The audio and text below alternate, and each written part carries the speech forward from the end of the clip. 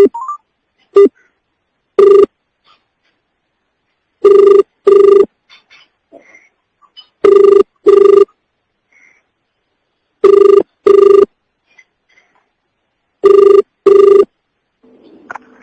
वालेकुम रहमतुल्लाहि व बरकातहू। Islamic research centre.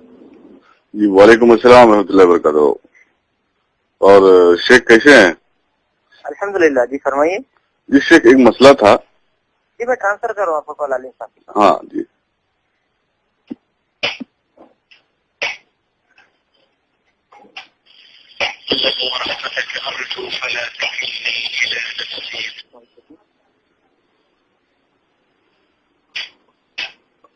हेलो, अस्सलाम वालेकुम। वालेकुम। हाँ शेख, एक मसला था थोड़ा। जी। मसला ये था कि अगर बिल्ली किसी चूहा बिल्ली अगर खा के उसी वक्त पानी में मुंह डाल दे या कुछ वक्त बाद पानी में मुंह डाले तो उस पानी का क्या हुक्म है? तो बिल्ली का जूठा तो पाक है ना। लेकिन बिल्ली ने चूहा खाया है। हाँ तो कुछ भी खाए। अच्छा, जी। चूहा नाजिस नहीं होता है? चूहा नजिस तो होता है लेकिन खाने से कोई मसला नहीं ना, असल बिल्ली का मसला है। लेकिन उसके मुंह डाल दे तो पानी नापाक नहीं होता है। लेकिन शेख उसके मुंह में तो निजासत लगी है ना। उससे कोई फर्क नहीं पड़ता है ना। आप देखें, आप मुर्गियों को देखेंगे जो देहातों में मुर्गियां होती है जी वो गंद भी खाती है। जी इंसानों की गंद को भी खाते हैं वो। जी जी। उसको तो काट करके खाया जाता है ना। खाया जाता, खाने का मसला मैं नहीं पूछ रहा हूँ शेख। जैसे कि मिसाल के तौर पे चूहा जो है नाजिस होता है ना। हाँ। तो वो उसको बिल्ली खाई और तुरंत पानी में मुंह डाल दी, हालांकि उसका लीद और खून उसके मुंह में लगा है, तो उस पानी का क्या हुक्म है? या फिर कुछ देर बाद पानी में मुंह डाल दे तो फिर उस पानी का क्या हुक्म है? देखें, मैं जहाँ तक मेरे इल्म के हिसाब से कोई मसला नहीं है, लेकिन ये कोई जरूरी तो नहीं है कि आदमी उसको इस्तेमाल करे। समझ रहे आप मेरी बात? जी। अगर पानी में बिल्ली मुंह डाल दी है, वैसे चाहे चूहा खाए या ना खाए, तो ये आदमी की तबीयत के ऊपर है। अगर उसका दिल बर्दाश्त नहीं कर रहा है तो ना खाए, उसकी बात ना पिए पानी। नहीं ठीक है, वो तबीयत ठीक है, लेकिन शरान इसके ऊपर कुछ हुक्म है। मैं ये कह रहा हूँ वही है कि बिल्ली का जूठा जो है पाक है। बाकायदा इसके हवाले से हदीस की किताबों में चैप्टर हुए है, बाबो सुअरिल हिर्रा, शेख का पाक होने का बाब। शेख ये जो है ना, ये बिल्ली का जूठा पाक है, इससे मैं इत्तेफाक रखता हूँ, इख्तिलाफ नहीं। लेकिन मसला यहाँ पे ये है कि बिल्ली ने चूहा खाया है और चूहा जो है नाजिस होता है और बिल्ली के मुंह में उसका खून वगैरह और सब लगा है, तो तुरंत अगर पानी में मुंह डाल दे तो उस पानी के लिए क्या हुक्म है? या कुछ देर बाद पानी में मुंह डाल दे तो फिर उस पानी के लिए क्या हुक्म है? अगर आप ये कहते हैं कि उसके मुंह में उसका खून वगैरह लगा है चूहे का, जी, तब तो आदमी वैसे भी नहीं पिएगा। और पाक और पाक का सवाल ही नहीं है। नहीं, पीने का सवाल नहीं है हुजूर। मैं पीने का नहीं कह रहा हूँ कि मैं उसको पीऊं या उससे वुजू करूं, ऐसा नहीं कह रहा हूँ। उस पानी पे शरान क्या हुक्म है? नहीं, अगर जैसा आप कह रहे हैं कि उसका क्या कहते हैं खून वगैरह लगा हुआ है जी, और उसकी जो अलाई मलाई या लीद या कचड़े वगैरह लगे हुए हैं, तो पानी नापाकी हो जाएगा। अच्छा, इस पे कोई दलील मिलेगी इससे, कुरान और हदीस से शरान? ये तो एक नया मसला है ना, ये इस पे दलील मेरे ख्याल से नहीं मिलेगी। फिर भी मैं सर्च करता हूँ, देखता हूँ कुछ है क्या इसके बारे में। तो शेख ये तो मसला नया है, लेकिन इसके ऊपर जरूर इमाम मुहद्दिसीन ने कुछ रिसर्च किया होगा। मैं देख लेता हूँ मैं कभी कॉल करूँ मैं आपको? आप आधे घंटे से कॉल करें, मैं अभी देख लेता हूँ। ओके शेख।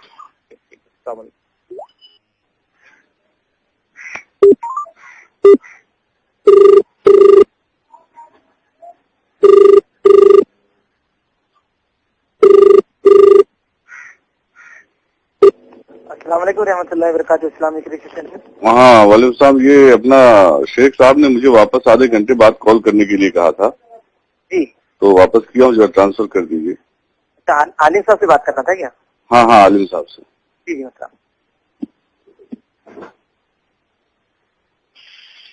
ورحمتك أرجو فلا تكلني إلى نفسي طرفة عين. ہلو جی شیخ، آپ نے آدھے گھنٹے بعد کہا تھا فون کرنے کے لیے، تو اس کے لیے میں نے واپس کیا. جی میں چیک کر رہا تھا. ہاں، اگر فوری طور پر اگر اس نے ڈال دیا ہے ہاں، تو وہ پانی ناپاک سمجھا جائے گا. ٹھیک ہے. اچھا اچھا. اور اگر کچھ دیر کے بعد یعنی زیادہ کچھ عرصہ گزر چکا اس کے بعد ڈالا ہے تو پھر وہ پاک سمجھا جائے گا. جی یہ حوالہ کہاں سے نقل کیا آپ نے؟ یہ حوالہ دیکھیں، یہ اس طرح سے قرآن و سنت میں نہیں ہے، علماء کے اور اماموں کے حوالے ہیں. کون سے؟ امام ابن حنبل اور اس طریقے سے شیخ الاسلام ابن تیمیہ وغیرہ اس قول کی طرف گئے ہیں. کون سی کتاب ہے یہ؟ کتاب نہیں ہے میرے پاس، میں اس سے. اب سنیے شیخ، میں بتا دیتا ہوں، یہ آپ ہدایہ کی عبارت نقل کر کے مجھے بتا رہے ہو. ہاں، یہ آپ ہدایہ کی عبارت نقل کر کے مجھے بتا رہے ہو. امام اعظم کا یہ قول ہے کہ اگر فوراً ڈال دے تو پانی ناپاک ہے، اور کچھ دیر کے بعد ڈالے تو وہ پانی پاک. اچھا.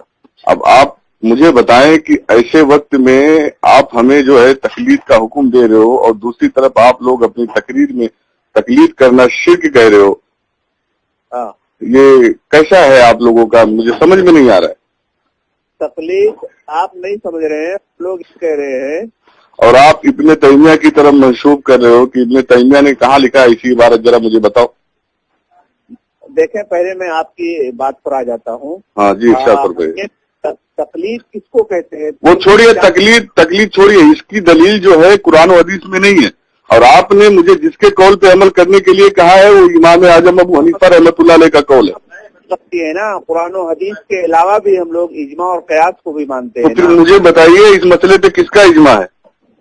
تو میں وہ کہہ رہا ہوں کہ جی. آپ لوگ قرآن و حدیث کی طرف لے کر کے چلے جاتے ہیں، گویا ہم لوگ اور چیزوں کو مانتے ہی نہیں، ایسا آپ کا کہنا ہے. نہیں، میں یہ نہیں کہہ رہا ہوں. آپ نے جو عبارت جس طرح مجھے بتائی ہے، استدلال کیا ہے، یہ سیم ایسے ہی جلد اول میں ہدایہ میں لکھا ہوا ہے. ہاں، تو کیا کہنا چاہ رہے ہیں آپ؟ تو یہ آپ نے جو ہمیں بتایا ہے یہ امام اعظم ابو حنیفہ رحمۃ اللہ علیہ کا قول بتایا ہے. اچھا. ہاں، میں نے نہیں بتایا ہے، آپ بول رہے ہیں. اور آپ نے اس میں جھوٹ بولا ہے سراسر کہ یہ ابن تیمیہ کا بھی قول ہے. ابن تیمیہ کہاں لکھا ہے اسی عبارت کو؟ کون سی کتاب میں؟ اور آگے کیا کہنا چاہیں گے آپ؟ میں کچھ نہیں کہنا چاہوں گا صاحب شیخ، میں آپ کو آئینہ دکھا رہا ہوں. گویا امت کو اس طرح جو ہے آپ خود تقلید کر رہے ہو، اور گویا امت کو تقلید کرنے سے منع کر رہے ہو، انہیں مشرک کہہ رہے ہو. ایسا کر کے امت کو گمراہ نہ کرے، برائے مہربانی میں آپ کو جو ہے آپ سے گزارش کرتا ہوں. پریشانیوں میں مبتلا ہیں آپ، یہ ساری باتوں کی طرف مت جاؤ میرے بھائی. آپ جو ہے سیدھے دین پر آؤ، اور اس طرح ارے میں دین پہ ہی ہوں. آپ نے ابھی حکم دیا ہے مجھے، جو آپ نے بتایا ہے کہ فوراً ڈال دے. شیخ میری بات سنیے شیخ، میں دین پہ ہی ہوں. جی ہاں، میں دین پہ ہوں. آپ نے جو حکم دیا ہے مجھے، جو آپ نے بتائی ہے، جواب دیا ہے، وہ سیدھا آپ نے کتاب ہدایہ سے نقل کیا ہے. امام اعظم ابو حنیفہ کا قول دیا ہے آپ نے. ایسے سب مسئلے میں سنو میری بات، ایسے سب مسئلے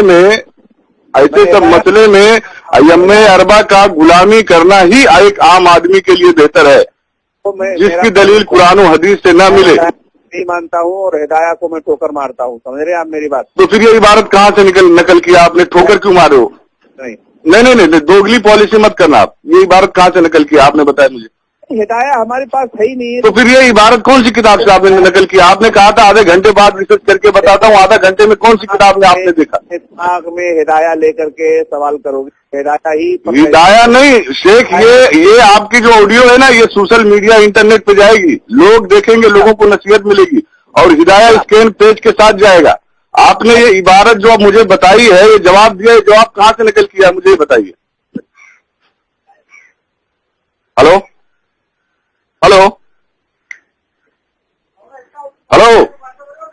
شیخ، فون ڈسکنیکٹ کرنے سے کچھ فائدہ نہیں ہوگا. ہلو، فون رکھنے سے کچھ حاصل نہیں ہوگا شیخ. امت کو آپ لوگ گمراہ کر رہے ہو کس قدر جھوٹ بول کر. یہ امت جو ہے دیکھے گی. فون آپ رکھیے مت، ہولڈ پہ مت رکھیے، بات کریے. ہلو